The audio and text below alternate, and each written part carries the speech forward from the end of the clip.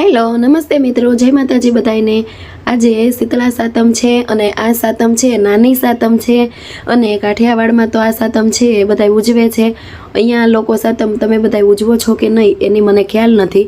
આ વર્ષે તો મમ્મી અહીંયા હાજર નથી, ભરૂચ ગયેલા છે કામથી બહારગામ, એટલે આ વર્ષે મારે આ સાતમ છે ઉજવવાની અને વિધિ કરવાની છે।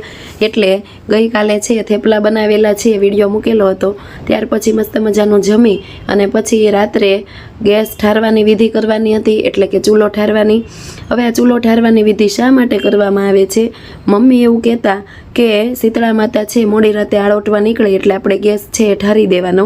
અને આ શા માટે કરવામાં આવે છે તો કે આપણા ઘરમાં સુખ શાંતિ અને ઠંડક જળવાઈ રહે તે માટે ગેસ ઠારવાની પવિત્ર વિધિ કરવામાં આવે છે।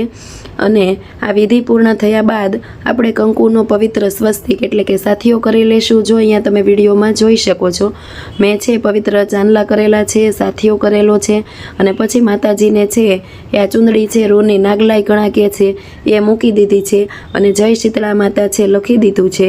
અને સાચો ભાવ મનમાં રાખી અને શીતળા માતાને પ્રાર્થના કરવાની કે અમારા ઘરમાં પણ તમે સુખ શાંતિ આપજો અને અમને સુખ સમૃદ્ધિ આપજો। તમારે લોકોએ કમેન્ટ કરીને કહેવાનું છે કે ચૂલો ઠારવાની પરંપરાગત વિધિ ગઈકાલે રાત્રે તમે પણ કરી હતી કે નહીં, અને કેટલા લોકોએ આ સાતમ પાળી છે કમેન્ટ કરવાનું ભૂલતા નહીં હો, અને જય શીતળામાં લખવાનું ભૂલતા નહીં મિત્રો।